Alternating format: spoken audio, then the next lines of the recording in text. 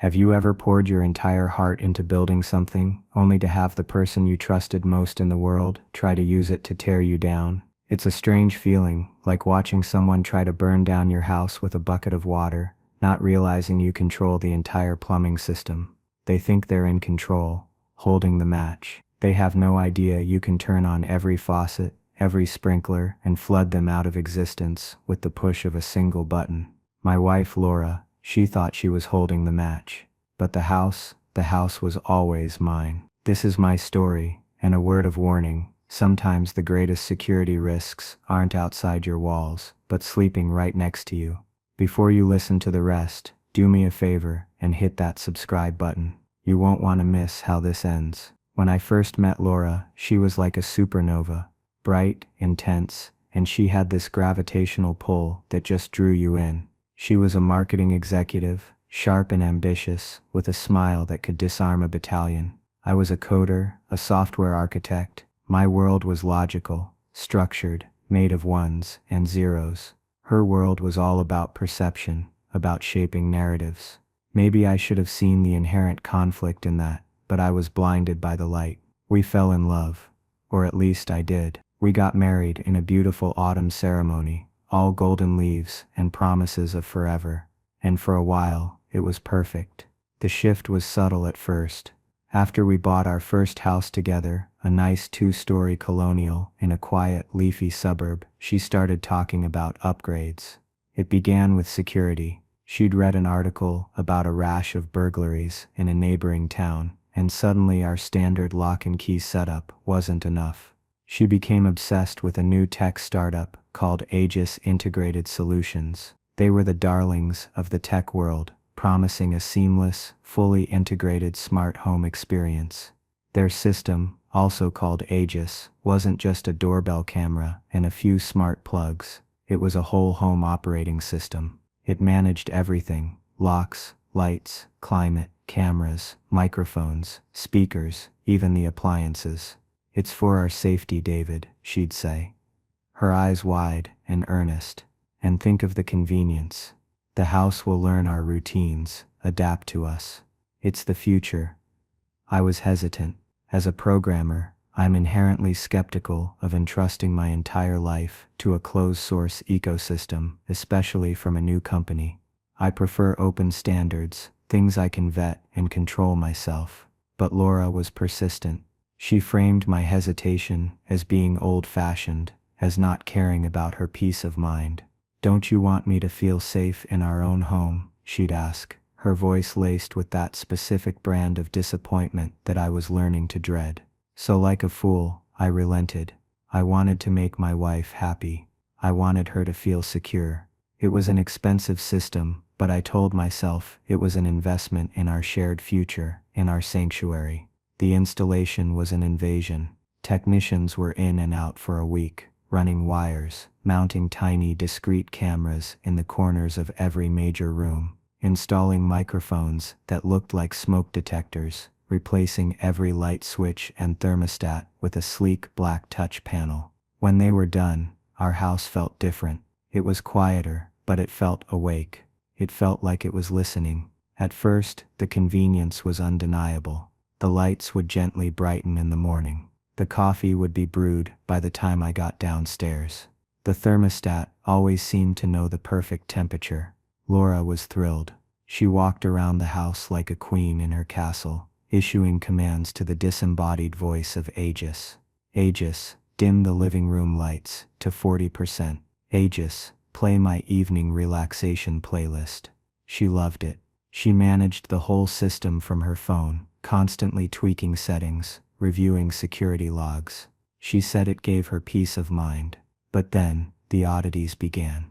They were small things, easy to dismiss. I'd be in my home office, muttering to myself about a frustrating bug in a piece of code, and later that evening, Laura would say something like, "You seem really stressed about that new project at work.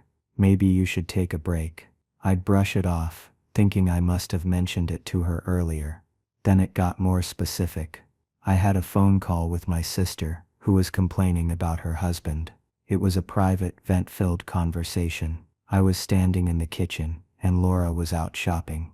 The next day, Laura and I were having dinner, and she said, completely out of the blue, "You know, I think your sister is too hard on Bill. He's a good guy." I just stared at her, a forkful of chicken, halfway to my mouth. "When did we talk about that?" I asked. She waved her hand dismissively. "Oh, you must have mentioned it." "I don't know, I just had that thought."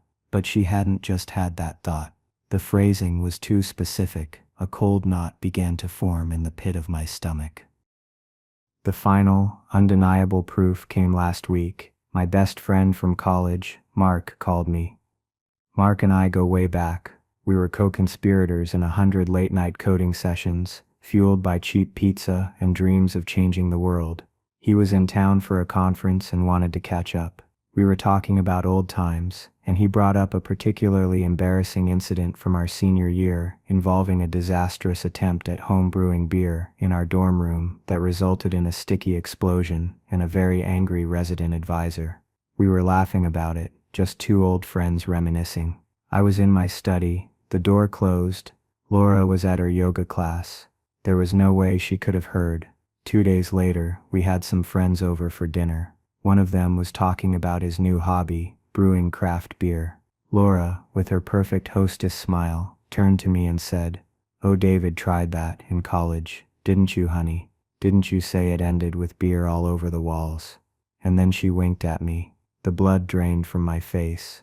The friends all laughed, but I couldn't. It was like she had reached directly into my brain and pulled out a private memory. The wink wasn't playful. It was a signal. It was a display of power. It said, "I hear everything. There are no secrets." That night, after our friends left, I couldn't sleep. The silence of the house felt suffocating. Every tiny, discreet camera lens felt like an eye staring at me. Every microphone felt like an ear, waiting. The convenience and security she'd sold me on now felt like the bars of a gilded cage. My wife, the woman I loved, wasn't just securing our home. She was using it to monitor me. My sanctuary had become my prison, and she was the warden. The betrayal was so profound, so complete, that it felt like the floor had dropped out from under me.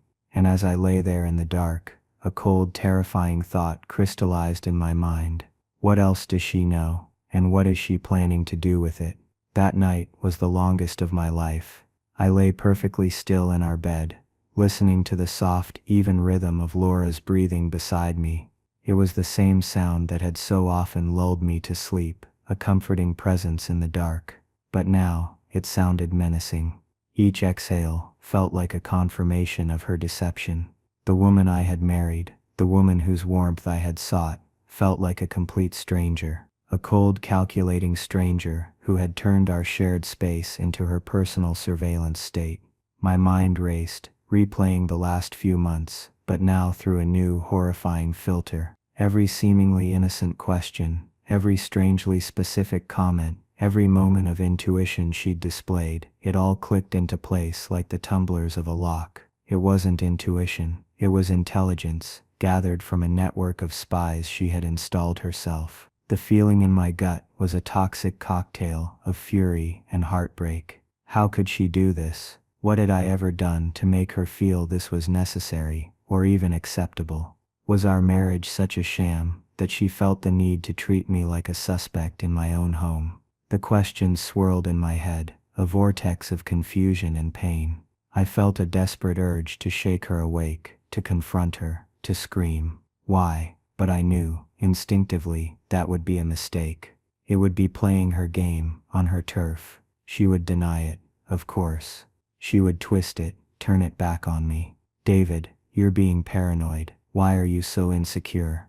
Don't you trust me?" She was a master of shaping narratives, and I would be cast as the unstable, accusatory husband. She already had the evidence, hours of me talking to myself, complaining about work, maybe even telling a slightly off-color joke to Mark on the phone. In her hands, that could be spun into anything she wanted. I slipped out of bed, careful not to make a sound. I went downstairs to my office and sat in the dark, the faint glow of the streetlights filtering through the blinds. The house was humming with a low-level electronic energy I'd never noticed before. The Aegis system. my enemy. I felt trapped, violated. For a few hours, I just sat there, hollowed out. I thought about leaving, just packing a bag and walking out the door. But where would I go? And what would that solve? She would have the house, the system, and whatever narrative she wanted to build around my sudden departure. No, running wasn't the answer. I felt a crushing sense of despair. The love I thought we had, the life I thought we were building, it all felt like an elaborate illusion. My mind drifted back, searching for a time when things were real. I thought about my college days, long before Laura. I remembered the sheer joy of creation. My dorm room wasn't just a place to sleep, it was a laboratory. While other guys were out partying, I was hunched over a breadboard and a sputtering computer, fueled by a genuine passion. My senior project was my magnum opus. It was an ambitious, homegrown home automation operating system. I called it Sanctuary. The name was important to me. It was born from the idea that a person's home should be their ultimate safe space, a fortress of solitude that worked for them, not for some corporation. It was designed to be secure, private, and completely under the user's control. It was my baby. I poured thousands of hours into it, writing every line of code, designing every interface. It was elegant, powerful, and deeply personal. After graduation, reality hit hard. I had a mountain of student loan debt and a job offer that barely covered rent. One day, out of the blue, I got an email from a small tech incubator. They'd seen my project at a university tech fair and were interested. They made me an offer to buy the exclusive perpetual rights to the entire codebase. It wasn't a life-changing amount of money, not by Silicon Valley standards, but to a 22-year-old kid drowning in debt, it felt like a lottery win. It would clear my loans and give me a small nest egg to start my life. The decision was agonizing. Selling Sanctuary felt like selling a part of my soul. It was my creation, my vision of what a home should be, but pragmatism won out. I signed the papers, transferred the files, and tried not to look back. The incubator was later acquired by a larger holding company, and my little project disappeared into the vast machinery of corporate tech. I never heard what became of it. I just assumed it was cannibalized for parts or shelved in some digital warehouse. Sitting there in my office, in the house that had become a cage, that memory felt like a ghost haunting me. The irony was suffocating. The very concept of Sanctuary was being used to violate mine. On a whim, driven by a desperate need for answers, I turned on my computer. I started digging into Aegis Integrated Solutions. I pulled up their corporate filings, their press releases, their developer portal. It was all very slick, very professional. But as I dug deeper into the technical documentation, I started seeing things that felt familiar. A particular data structuring model, a specific protocol for device communication. These were my fingerprints, my architectural signatures. It couldn't be, it had to be a coincidence. My heart was pounding now, a frantic drum against my ribs. I kept digging, fueled by a surge of adrenaline. I found a section of their site with archived code snippets for third-party developers. And there, buried in a folder labeled legacy_core, was a file. A single, uncommented, unminified source code file. It was an older version of their kernel scheduler. I opened it. The screen filled with text, and my breath caught in my throat. It was my code, my variable names, my comment style, with my quirky little jokes and explanations to my future self. And then I saw it. Tucked away at the bottom of the file, a block of code I had completely forgotten about. /meiste sanctuary failsafe proto colmis /god mode engaged. Who dares wins. DF04 Ceftus my initials. The year I wrote it. God mode. It was my ultimate backdoor. In my youthful hubris, I'd built a failsafe into the very core of Sanctuary. A master administrator key that could not be deleted or overwritten without recompiling the entire kernel from scratch. It was a cryptographic key pair that would grant absolute, unfettered access to every function of the system, bypassing all user-level permissions. It was a secret I had built for myself. a way to ensure that I could never be locked out of my own creation. I thought it was just a clever bit of youthful arrogance, a digital ghost I'd left in the machine. I never dreamed it would still be there, years later, dormant inside a multi-million-dollar commercial product. A frantic energy seized me. I tore my office apart, pulling out old boxes from the closet. I was looking for a specific external hard drive, a relic from my college days that I'd kept for sentimental reasons. After 10 minutes of frantic searching, I found it. A heavy silver brick of a drive. I plugged it in, my hands shaking so badly I could barely get the USB cable into the port. The drive whirred to life. I navigated through folders of old essays and class notes until I found it, a single encrypted file named the _keys _ the _kingdom.dat. My password was a line from my favorite science fiction novel.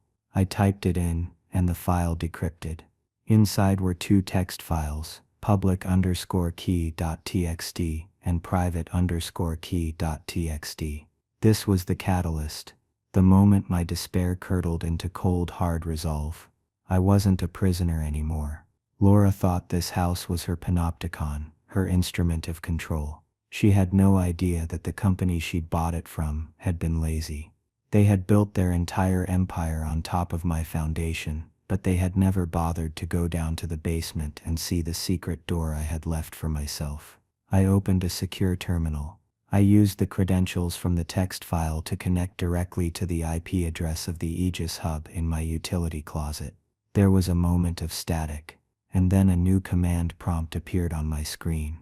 Root at Aegis OS #. Root access. The highest level of administrative control. I was in. I was God in this machine. A slow, cold smile spread across my face. It wasn't a happy smile. It was the smile of a man who had just been handed a weapon after being beaten bloody. Laura thought she was the warden. She was about to find out she was just another inmate, and I owned the prison. The game had changed. It wasn't about revenge, not yet. At that moment, it was about survival. It was about taking back control, and I knew with absolute certainty that I was going to see and hear everything. The first 24 hours after gaining access were a revelation. It was like I had been living in a house with the curtains drawn, and suddenly someone had thrown them all open, revealing the world outside in stark, unforgiving detail. I didn't act. I just watched and listened. From the root level access, I could do things no normal user, not even the primary account holder like Laura, could do. I could view the system's raw, unfiltered logs. I could access the live audio and video feeds without the little red recording light ever coming on.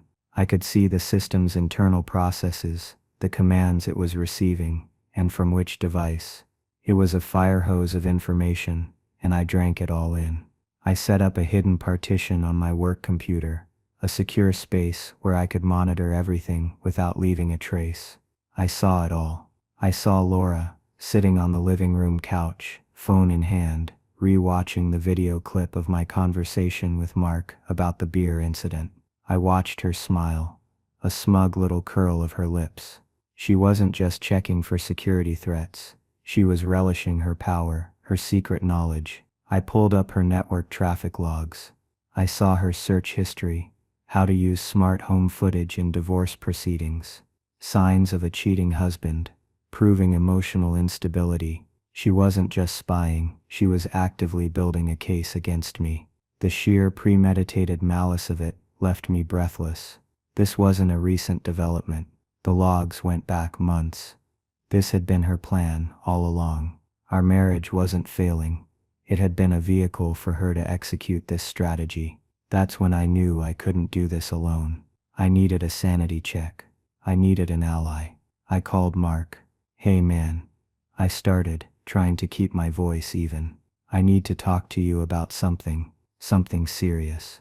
And I need you to be somewhere secure, not on a public Wi-Fi network." His tone shifted immediately. Mark had left the world of academic coding behind and now ran his own cybersecurity consulting firm. He understood the gravity of those words. An hour later, we were on a secure, end-to-end encrypted video call. I told him everything. From Laura's strange behavior, to my discovery in the Aegis source code, to the master key, to what I had just uncovered in the logs.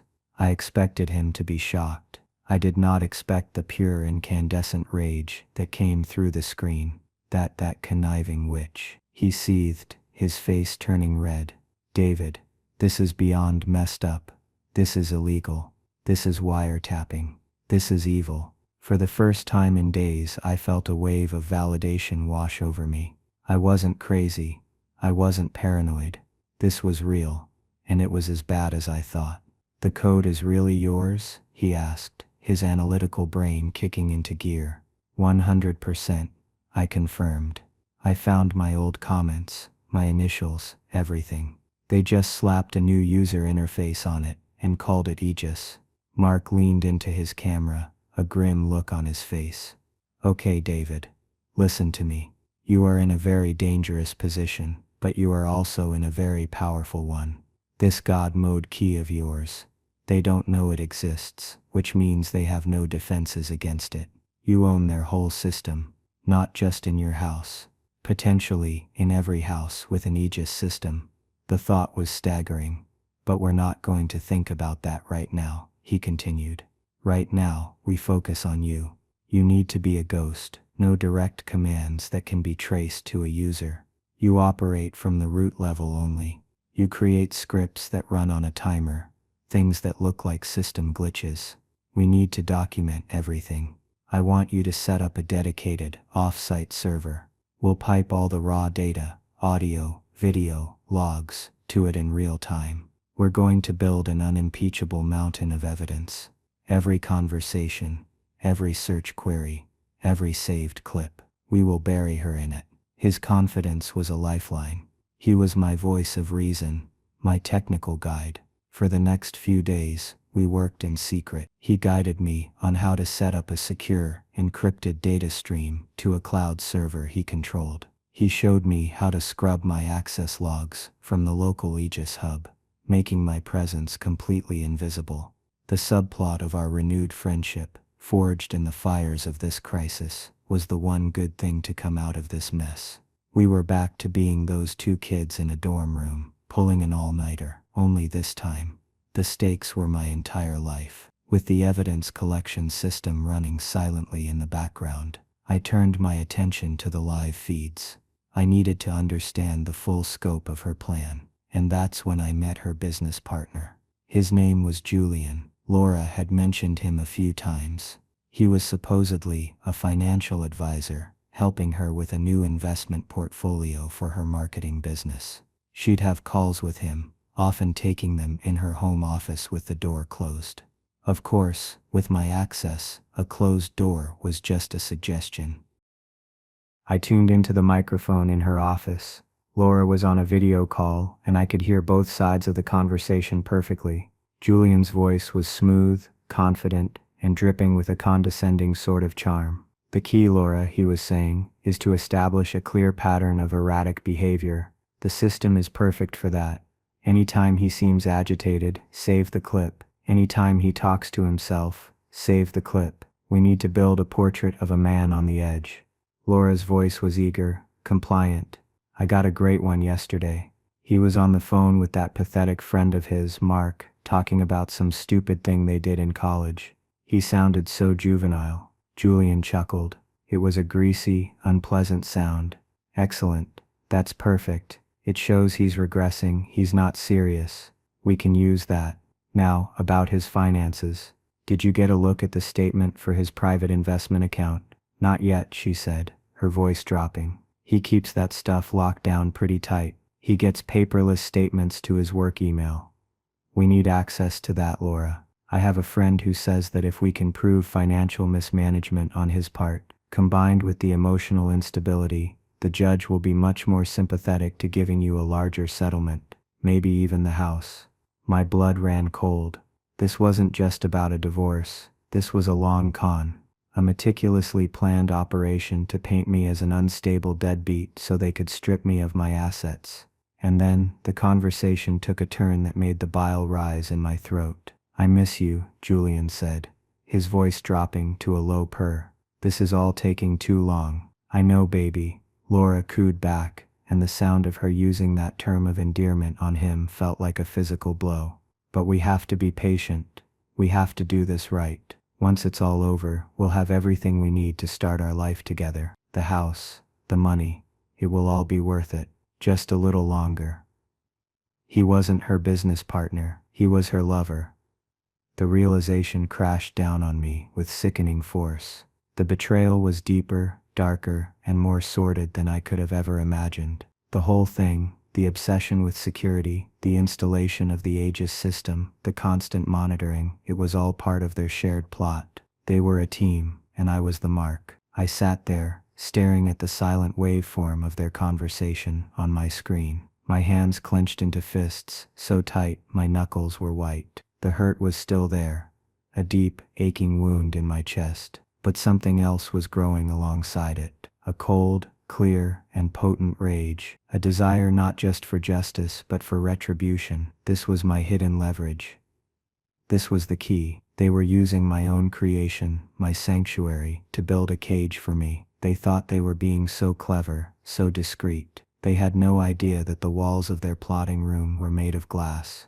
They had no idea that I was on the other side, watching, listening, and recording every single treacherous word. A new plan began to form in my mind, no longer one of defense, but of offense. It wasn't about revenge, until it was. She and Julian thought they were writing my story. It was time for me to start editing the script. My first move was deliberately small, designed to mimic a common annoying glitch. Laura had a morning routine that was programmed into the Aegis system with military precision. At 6 a.m., the lights in the bedroom were supposed to fade up slowly. At 6:05 a.m., the smart speaker was to begin playing a gentle morning acoustic playlist. At 6:15 a.m., the coffee machine downstairs was to start brewing her specific complicated order, a single shot of espresso with extra frothed oat milk. That Tuesday, I logged into the root system at 5 a.m. I didn't delete her routine. That would be too obvious. Instead, I inserted a single line of code into the system's cron jobs, the deep-level scheduler that automates tasks. The code was simple.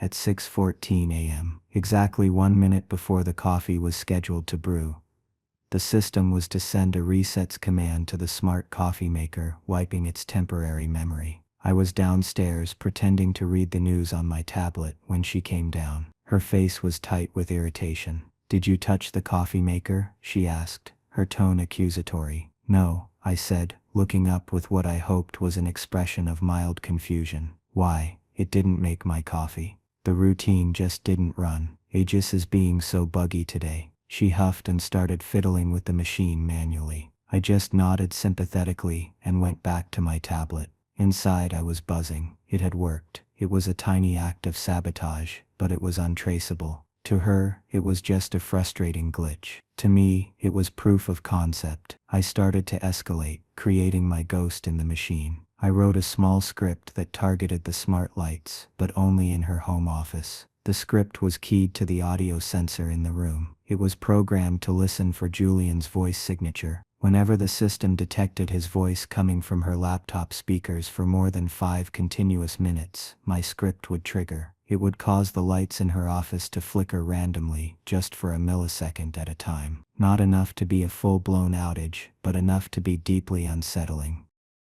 A few days later, I was monitoring the audio feed from her office. She was on a video call with him. "So the next step," Julian was saying, "is to get a power of attorney. We can draft a document, and you can try to get him to sign it when he's distracted." Just then, the lights flickered. "What was that?" Laura asked, her eyes darting up towards the ceiling. "What was what?" Julian asked, oblivious. "The lights," she said. "They just flickered. I didn't see anything." "Laura, are you okay? You seem on edge." "I'm fine," she snapped, her voice betraying her frustration. "Just, this house is starting to get on my nerves." The lights flickered again. "There, it did it again. Did you see that?" "Laura, honey, nothing is happening," Julian said, his voice taking on that patronizing tone I was coming to loathe. "You're just stressed, Let's focus on the plan. I could hear the tension between them crackling through the microphone. My ghost was working. It wasn't just annoying her, it was making her look unstable to her co-conspirator. It was driving a wedge of doubt between them. All without me ever laying a finger on a single light switch. My next step was more psychological. I delved into the archives of my own digital life. Old photo albums, music libraries, emails. I was looking for memories, specifically memories that only she and I would know the true significance of. On our first anniversary, we took a trip to a small coastal town. There was a little dive bar by the pier, where a local musician was playing a very obscure, melancholic folk song on a guitar. We sat there for hours, talking, and that song became a part of the memory. I found the song on an old MP3 player backup. I wrote another script, this one tied to the motion sensors. It was programmed to run only when a single person entered the living room between the hours of 2 p.m. and 4 p.m. on a weekday, the time she was usually home alone. The next afternoon, I watched the logs from my work computer. At 2:37 p.m., the living room motion sensor tripped. A few seconds later, my script executed. The high-end smart speakers, which she usually used to blast her soulless corporate pop playlists, began to quietly play that obscure, melancholic folk song. I watched the camera feed. Laura froze in the middle of the room. She looked around, her face a mask of confusion. She walked over to the speaker. "Aegis, what is playing?" she commanded. "The system, as designed," replied. "Now playing The Fisherman's Lament by an unknown artist." She stared at the speaker, her brow furrowed. I knew what she was thinking. It wasn't a song on any of her playlists. It wasn't popular. The only context she had for it was a memory shared with me. A memory of a time when I assume she was at least pretending to be in love with me. She told the system to stop playing the music. The silence that followed felt heavy, charged. For the rest of the afternoon, I watched her pace around the house, looking over her shoulder, picking up her phone, and putting it down again. The glitch with the coffee maker was an annoyance. The flickering lights were unsettling. But this was different. This felt personal. It was a message from the house itself. A memory dredged up from the past that she couldn't explain. She couldn't complain to Julian about this one, because to do so would be to admit the significance of the song, and by extension, the significance of the memory she shared with me. My ghost wasn't just flickering the lights anymore. It was starting to whisper in her ear. The panic began to set in. A low-grade fever that I could track through her search history and her calls with Julian. Aegis system keeps malfunctioning. Can a smart home be hacked remotely? Signs of psychological manipulation. She called Aegis tech support 3 times in 1 week. I had a privileged view of the support tickets through my admin panel. The technicians would run remote diagnostics, and of course find nothing. "Ma'am, all systems are operating within normal parameters," became the company line. She was growing more and more agitated, and Julian was growing more and more impatient with her. "Forget the damn house, Laura," I heard him say during one of their calls. "It's a machine. It's glitching. Who cares? We need to stay focused on the financial side. Have you found those brokerage statements?" "I'm trying," she shot back. "It's hard to concentrate when you feel like your own house is gaslighting you." The beautiful irony of that statement was not lost on me. She, the master gaslighter, was being driven to distraction by a series of perfectly calibrated, untraceable glitches. The system she had installed to control me was now the source of her own spiraling paranoia. She was so convinced of her own technical superiority, so sure that she was the one in control of the network, that the possibility that I, her supposedly tech-illiterate husband, was behind it never even entered her mind. She thought she was fighting a ghost. She had no idea the ghost was sitting across from her at the dinner table every night, asking how her day was. The silent takeover was proceeding perfectly. She was rattled, her confidence was shot, and her partner in crime was beginning to see her as a liability. They were making mistakes, they were getting sloppy, and I was there, in the digital shadows, documenting it all, waiting for the perfect moment to pull the final thread and watch their whole sordid tapestry unravel. The power shift began in earnest when they got desperate about my finances. Listening to their calls, I learned they were fixated on one thing in particular, a brokerage account I'd held since before I even met Laura. It contained the original seed money from the sale of my sanctuary project, which I had carefully invested over the years.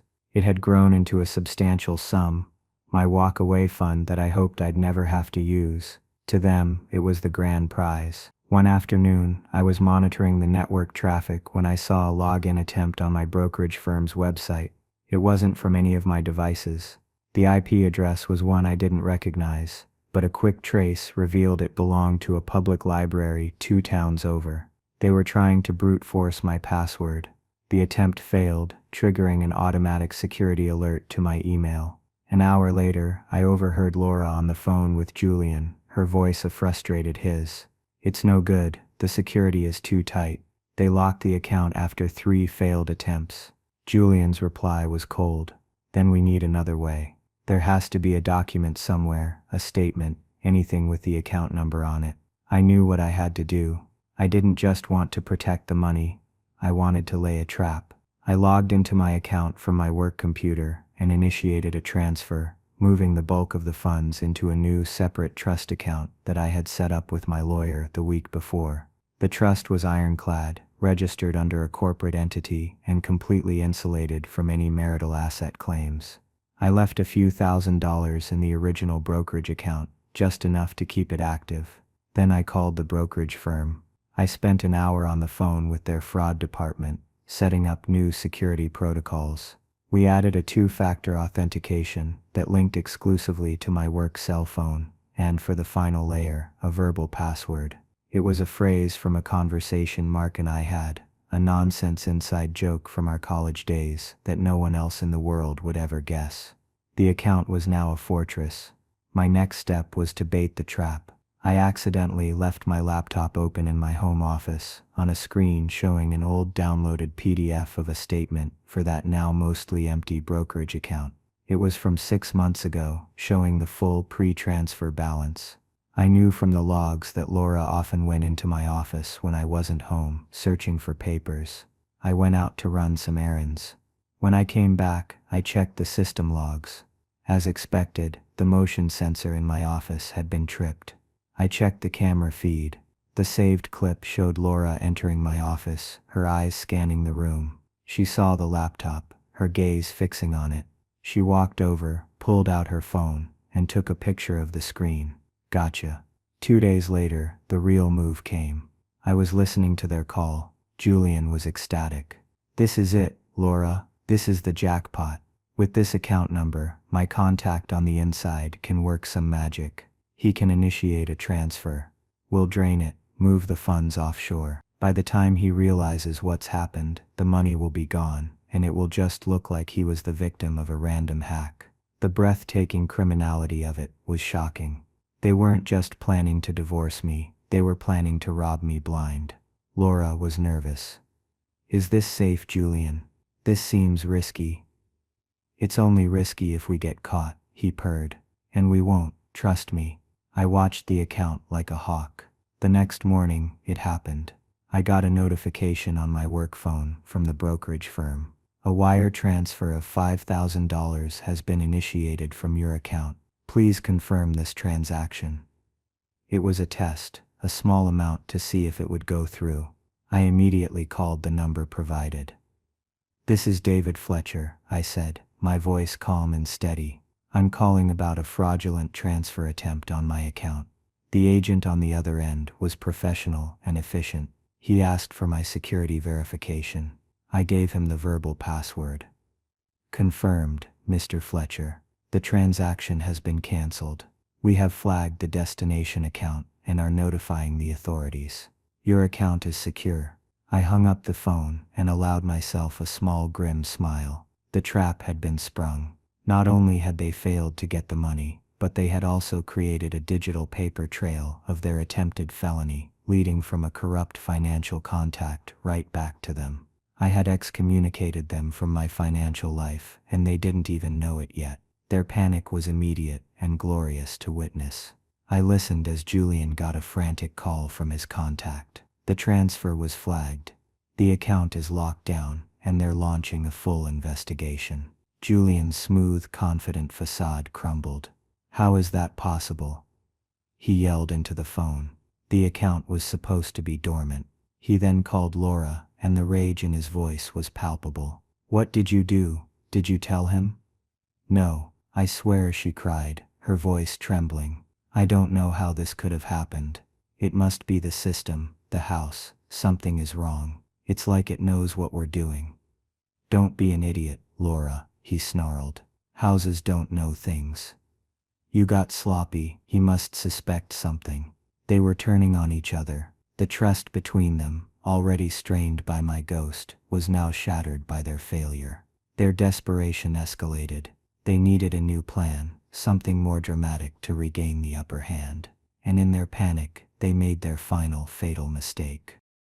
I listened that evening as they hatched their new scheme. They were going to stage a break-in. Julian would come over on a night I was scheduled to work late. He would pry open a back window, mess up the living room to make it look like a robbery, and take a few of Laura's less valuable pieces of jewelry. The plan was for Laura to call the police, hysterical. The story would be that I, the negligent husband, had forgotten to arm the Aegis system, leaving her vulnerable. It was thin, but they were desperate. It was designed to paint me as careless and uncaring, adding another layer to their narrative of my instability. He works late every Thursday, Laura said. He won't be home until at least 11.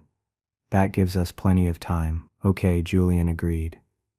Thursday it is. We do this, we file the police report, and then we file for divorce on Monday. This will be the final nail in his coffin. I saved the audio file of that entire conversation to my secure server. I labeled it the final nail. They thought they were building my coffin. They had no idea they were digging their own graves. The power had shifted completely. They were no longer the predators. They were the prey. And Thursday was the day the hunter would finally reveal himself. Thursday arrived, gray and overcast, a perfect, pathetic fallacy for the storm that was about to break inside my home. I went to work as usual, maintaining the charade. I was a bundle of nerves and cold dread, but also a strange, thrilling sense of clarity. This was it, the endgame. All my quiet observation, my patient planning, was about to pay off. I had every piece of evidence I needed, archived and backed up in multiple locations. The audio of their plotting, the logs of her spying, the record of the attempted wire fraud. It was a digital mountain of their own creation, and I was about to bring it crashing down on them. I'd told my boss I needed to leave early for a personal appointment at 7:30 p.m., the time Laura had told Julian I'd still be chained to my desk. I was sitting in my car in a grocery store parking lot, a mile from my house, watching a live feed from the living room camera on my phone. The house was quiet. Laura was pacing, checking her watch every few seconds. She was dressed in comfortable clothes, ready to play the role of the distraught victim. At 7:45 p.m., the back door sensor tripped. Julian slipped in, carrying a small crowbar. He was wearing gloves. Amateur hour. Okay, let's do this quick, he whispered, his voice tinny through my phone's speaker. Where's the jewelry box? In the bedroom, Laura said, her voice a nervous tremble. Remember, make it look messy. Overturn the couch cushions. Knock over that lamp on the end table. I know what I'm doing, he snapped. Just be ready to start screaming in about 10 minutes. I watched them for a few more minutes as they choreographed their little play. It was sickening. The casual way they plotted the violation of my home, the place that was supposed to be our sanctuary. I took a deep breath, killed the video feed, and started the car. It was time to make my entrance. I parked down the street and walked up to the house, my keys in my hand. I didn't sneak. I walked up the front path, my footsteps loud on the stone. I put my key in the lock, the old-fashioned analog lock that I had insisted we keep on the front door, and turned it. The sound of the deadbolt retracting was loud in the evening quiet. I pushed the door open and stepped inside. They froze. Julian was in the middle of pulling books off a shelf, and Laura was standing by the overturned lamp, her hand over her mouth, in a practiced look of horror. When they saw me, The charade dropped from their faces, replaced by pure, unadulterated shock. The blood drained from Laura's face. Julian looked like a deer, caught in the headlights of a freight train. The crowbar, still clutched in his gloved hand. Silence stretched for a long, delicious moment. I just stood there in the entryway, my briefcase in one hand, looking at the scene they had created. David, Laura finally gasped, finding her voice. She rushed to put herself between me and Julian, launching into the performance they had rehearsed. "Oh my God, David, this man," he broke in. "I was so scared. He has a crowbar." Julian, recovering slightly, tried to play along. He brandished the crowbar, weakly. "Stay back," he grunted, trying to sound menacing. I didn't even look at him. My eyes were locked on Laura. I let the silence hang for another beat, letting their panic ferment. Then I spoke, my voice chillingly calm. "Julian," I said, my tone flat and devoid of emotion, "I think you should leave my house now." He blustered. "I'm not going anywhere. This doesn't concern you." "Oh, I think it does," I said. I slowly raised my phone, the screen glowing in the dim light. Laura's eyes darted to it, a flicker of confusion and fear in them. I pressed play, and from the small speaker of my phone, Julian's voice, crystal clear, filled the room. "Okay, let's do this quick. Where's the jewelry box?" Followed by Laura's reply. "In the bedroom. Remember, make it look messy. Overturn the couch cushions." The color drained completely from their faces. They stared at my phone, as if it were a venomous snake. The blood was now gone from Julian's face too. He looked from the phone to me, his mouth hanging slightly open. The gears were turning in his head, the horrifying realization of what was happening dawning on him. I didn't stop there. I swiped the screen and pressed play on another file. This time it was Julian's voice again, from their phone call. "We'll drain it, move the funds offshore. By the time he realizes what's happened, the money will be gone." Laura let out a small, strangled gasp. She looked at Julian, her eyes wide with accusation and terror. He couldn't meet her gaze. His own plot was being read back to him, chapter and verse. I played one more clip, the one I had labeled "The Final Nails." Laura's voice: "He works late every Thursday. He won't be home until at least 11. Julian's voice: "Okay, Thursday it is. This will be the final nail in his coffin." When the clip ended, the silence in the room was absolute. It was the silence of total and complete defeat. They were exposed. Their entire sordid, pathetic plan was laid bare, not by accusations, but by their own words. Julian was the first to break. He looked at me, then at Laura, with an expression of pure contempt. He dropped the crowbar. It clattered loudly on the hardwood floor. Without a single word, he turned, brushed past me, and practically ran out the front door into the night. He was cutting his losses. Now it was just me and Laura, standing in the wreckage of our living room and our marriage. She stared at me, her mind clearly struggling to process the impossible. "How?" she whispered, her voice cracking. "How did you?" She tried to pivot. The tears started to well in her eyes. The final weapon in her arsenal. "David, I can explain. He was manipulating me. He put all these ideas in my head. I was confused. I was scared. I held up a hand to stop her. I was done with her narratives. I was done with her lies." "Don't, Laura," I said, and my voice was colder than I had ever heard it. "Just don't. I have everything. Every call with Julian. Every search you made trying to build a case against me. Every single video clip you saved of me in my own home. I have the wire fraud attempt. I have the conspiracy to file a false police report. I have it all." I took a step closer, and she flinched. "You brought this system into our home," I said, my voice low and intense. "You told me it was for our security, but you were the threat all along. You thought you were so clever. You thought you were in control of the technology." I gestured around the room, at the discreet cameras and microphones. "But you made one very, very big mistake." She looked at me, her face a mess of tears and confusion. "What?" "You bought a system built on a foundation you knew nothing about." I let that sink in. "You see, a long time ago, I built a system called Sanctuary, and I never ever let anyone lock me out of my own house. The final piece clicked into place for her. The flicker of understanding in her eyes was followed by a wave of utter despair. It was over. The game was lost. The charade was finished. My lawyer has a copy of everything, I said, my voice returning to a flat, businesslike tone. The divorce papers will be served tomorrow. You will leave this house. You will not get a single penny more than what the law absolutely requires. And with this evidence, that won't be much. Now, I'm going to go pack a bag. I suggest you start doing the same. I turned my back on her then. On her silent, broken form in the middle of our staged crime scene. I walked up the stairs, leaving her alone in the prison she had built. Now fully aware that I had always held the master key. The new reality had arrived. The aftermath was exactly as swift and brutal as I had promised. Faced with an unassailable mountain of digital evidence, Laura's legal position was non-existent. Her lawyer, after reviewing the initial evidence packet my attorney sent over, advised her to settle immediately and quietly. The conspiracy charges for the staged break-in and the wire fraud attempt were held over her head like the sword of Damocles.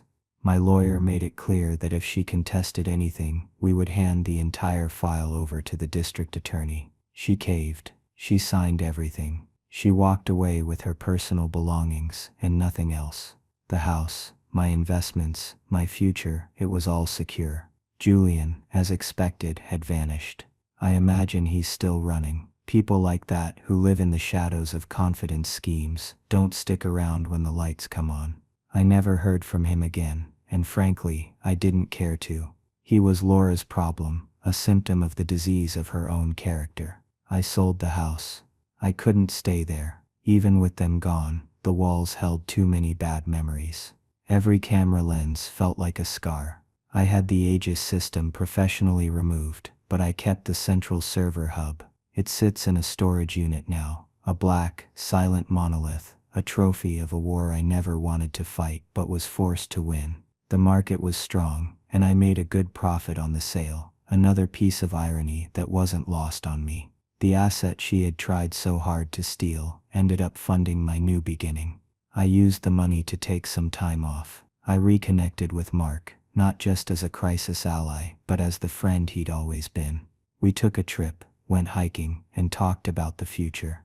Being around his genuine, uncomplicated friendship was like a balm on my soul. It reminded me that true loyalty, real trust, actually exists in the world. When I got back, we decided to go into business together. We started a small cybersecurity consulting firm, focusing on residential security. We build open-source, transparent systems for people who want to be secure without being spied on. We call it sanctuary security. It feels right. It feels like I've reclaimed that part of myself I sold off so long ago. I'm building things again, not for money, but for purpose. So now, here I am. It's been a year. Life is quieter, simpler. It's better. I've learned a hard lesson, one that I think many of you might understand. Have you ever had that feeling deep in your gut? That sinking suspicion that the person smiling at you, the person who is supposed to be your partner, isn't who you thought they were? You start to question yourself. You think, am I being crazy? Am I paranoid? Am I the problem? We're conditioned to doubt ourselves, to give people the benefit of the doubt, especially the people we love. But what I've learned is that you have to trust that instinct. That feeling is your own internal security system, and it's more powerful than any camera or microphone. The greatest betrayals don't happen overnight. They are built, piece by piece, lie by lie, right under our noses. Laura didn't just decide to spy on me one day. She was a person who was capable of that level of deception all along. I just didn't want to see it. Technology is a powerful tool. It can connect us, protect us, and make our lives easier. But in the wrong hands, it can become a weapon. It can be used to isolate, to control, and to deceive. Laura thought the Aegis system was her weapon. She never understood that a tool is only as smart as the person using it. She was so focused on my every move that she never once thought to look at the system itself, to question its origins, to consider that it might have a history, a ghost that predated her. She was blinded by her own arrogance. And in the end, that was her undoing. It wasn't about the spying, not really. It was about the fundamental violation of trust. A home is supposed to be a sanctuary. A marriage is supposed to be a partnership. She turned them both into a prison and a battlefield. My actions, the way I turned the tables on her. Some might say it was cold, calculating. Some might say it was a cruel form of revenge. And maybe it was. At a certain point, it wasn't about revenge, until it was about self-preservation. It was about taking back the power that had been stolen from me and ensuring she could never harm anyone else the way she tried to harm me. She built the cage. I just made sure she was the one who ended up in it. So I'll ask you all, what would you have done? Would you have just packed your bags and left? Would you have confronted her the moment you knew? Or would you have done what I did? Do you think I went too far, or did she get exactly what she deserved? I genuinely want to know what you think. Leave your story, your thoughts, your advice in the comments below. I'll be reading them. And if this story resonated with you, please hit that like button and subscribe to the channel. You never know when you might need a reminder that sometimes the best defense is a quiet, well-planned offense. Thanks for listening.